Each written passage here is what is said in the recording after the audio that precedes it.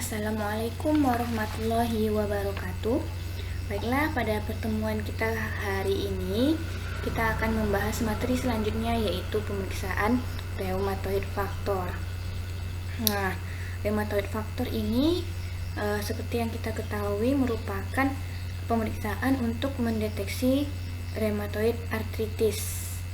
Nah, kita akan bahas secara lebih lanjut. Sekarang kita masuk ke dalam pengertian rheumatoid factor. Apa sih rheumatoid factor itu? Atau yang kita kenal dengan faktor rheumatoid. Nah, rheumatoid factor merupakan imunoglobulin yang bereaksi dengan imunoglobulin G. Nah, jadi ternyata rheumatoid factor ini merupakan imunoglobulin juga yang bereaksi dengan imunoglobulin juga. Jadi reaksi antara imunoglobulin dan imunoglobulin. Nah, imunoglobulin apa yang terdapat pada RF ini? Nah, imunoglobulin yang terdapat di dalam RF ini sebagian besarnya yaitu imunoglobulin M. Tetapi juga terdapat imunoglobulin G dan imunoglobulin A. Karena penderita juga memiliki imunoglobulin G di dalam serumnya, maka RF termasuk autoantibody atau autoimun. Jadi, karena RF ini merupakan reaksi antara imunoglobulin dan imunoglobulin, maka RF ini termasuk penyakit autoimun. Selanjutnya, pemeriksaan RF biasanya digunakan untuk mendiagnosa dan memantau penyakit rheumatoid arthritis. Nah, jadi pada penderita yang menderita penyakit rheumatoid arthritis ini, kadar RF-nya bisa sangat tinggi. Apalagi jika seseorang itu rheumatoid arthritisnya sudah masuk ke fase kronis. Bisa kadar imunoglobulin G pada RF-nya itu bisa sangat tinggi sekali.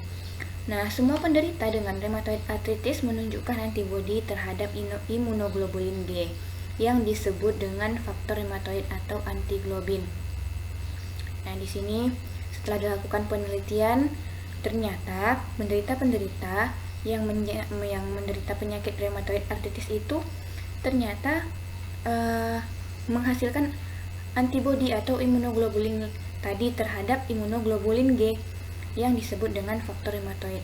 Nah, jadi keadaan si penderita yang menghasilkan imunoglobulin terhadap imunoglobulin G ini disebut dengan faktor rheumatoid, atau nama lain faktor rheumatoid itu adalah antiglobulin. Nah, rheumatoid arthritis adalah suatu penyakit sistemik kronis yang ditandai dengan peradangan ringan jaringan penyambung. Jadi, jika penyakit RA ini masih dalam keadaan belum parah atau belum kronis atau masih akut, dia akan masih menyerang persendian, misalnya pada persendian jari misalnya. Ketika sudah menjadi kronis, bisa menyerang persendian di lutut atau di siku. Makanya terasa sangat sakit ketika RA ini sudah menjadi kronis. Nah, biasanya rheumatoid arthritis ini banyak menyerang orang-orang yang sudah tua atau sudah lansia. Sekarang kita masuk pada pemeriksaan RF tersebut. Tujuan pemeriksaan RF itu untuk mendeteksi adanya rheumatoid factor pada serum penderita. Metodenya aglutinasi lateks. Prinsipnya reaksi aglutinasi antara rheumatoid factor dan molekul imunoglobulin G manusia yang sudah dilekatkan pada partikel lateks. Nah, jadi ternyata pada partikel lateks itu sudah dilekatkan imunoglobulin G dari manusia lain. Nah, ketika ada RF di dalam serum penderita, maka antara RF dengan imunoglobulin G manusia yang ada pada partikel lateks itu akan bereaksi sehingga menimbulkan aglutinasi. Nah, jika tidak ada RF di dalam serum penderita atau serum pasien, maka tidak akan ada reaksi antara RF dan molekul imunoglobulin G yang terdapat pada partikel lateks, sehingga mendapatkan hasil yang negatif, tidak terjadi aglutinasi. Nah, jadi pada serum penderita itu kan terdapat RF-nya. Nah, RF-nya itu bisa saja imunoglobulin G, imunoglobulin M, atau imunoglobulin A. Nah, untuk sampelnya adalah serum. Sebaiknya serum ini tidak yang tidak lipemik, dan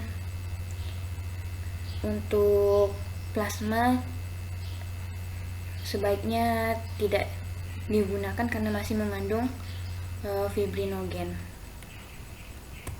Nah, sekarang kita masuk ke cara kerjanya. Oke, kita kan sudah melakukan praktek tentang RF ini, dimana kita menggunakan slide berwarna hitam. Nah, menggunakan 6 lingkaran. Jadi lingkaran yang kita gunakan, kita beri label terlebih dahulu. Kita beri label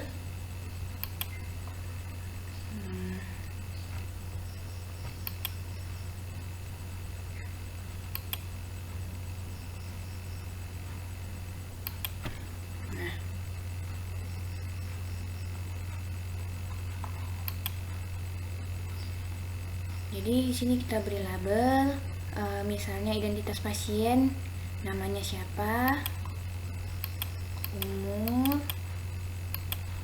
jenis kelamin, nah terus pemeriksaan apa yang kita lakukan,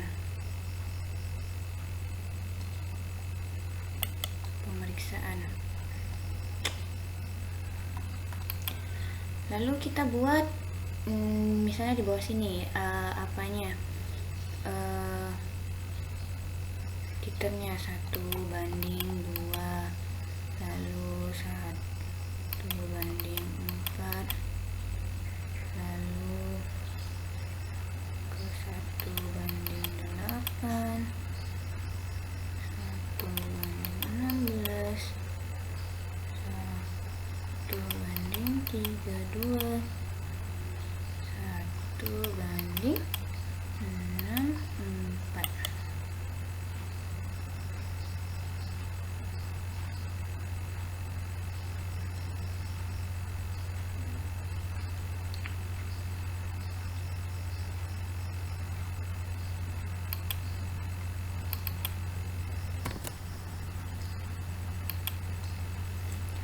Nah, jadi setiap masing-masing lingkaran ini kita isi dengan 50 mikroliter salin.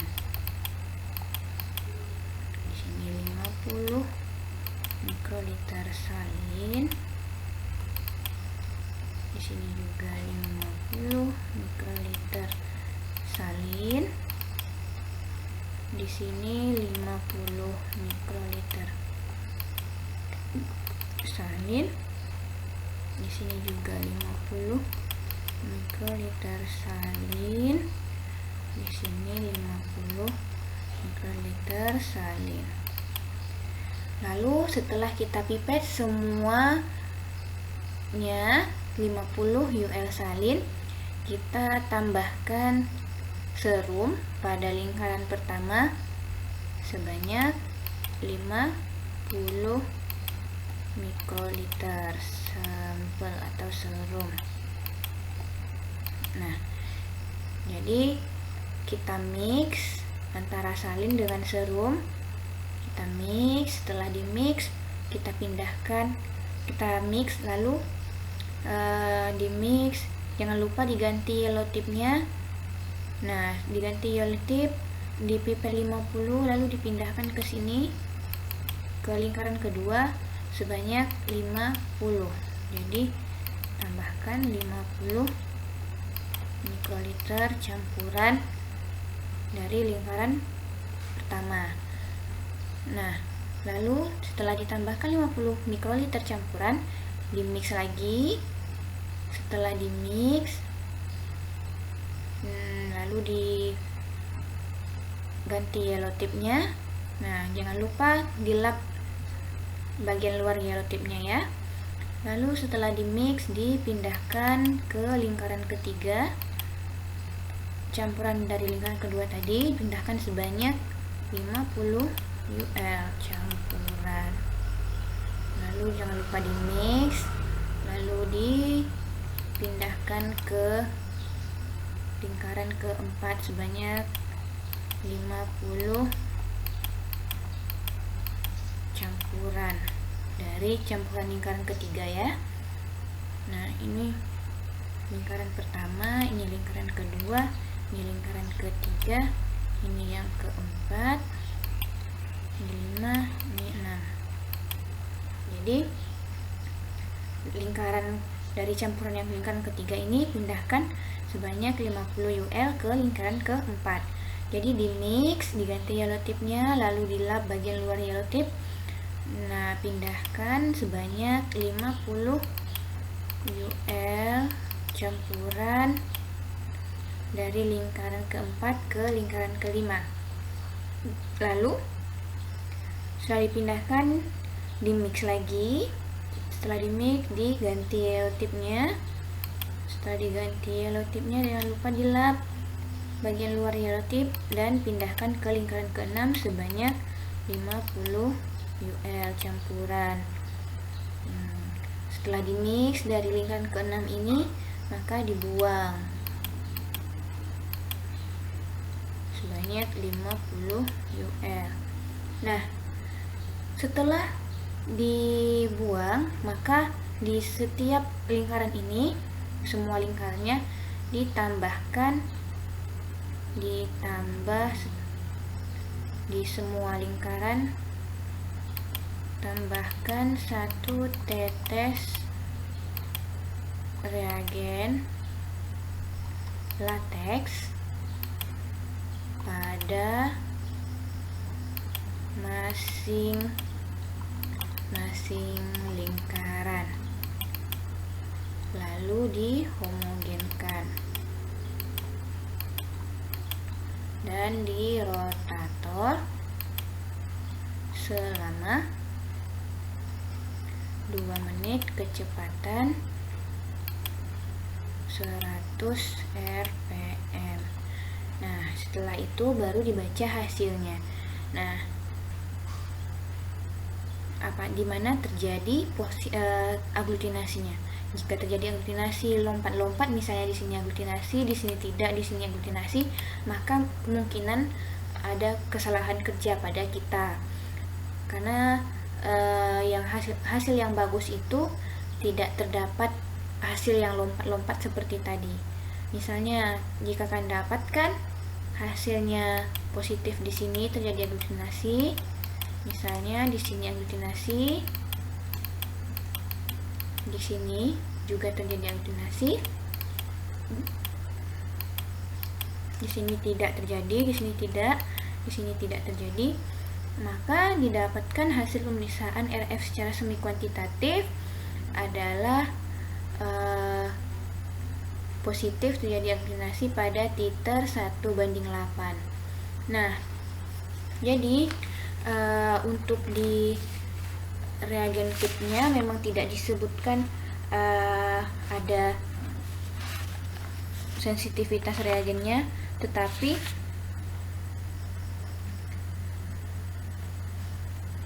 ternyata ada ya.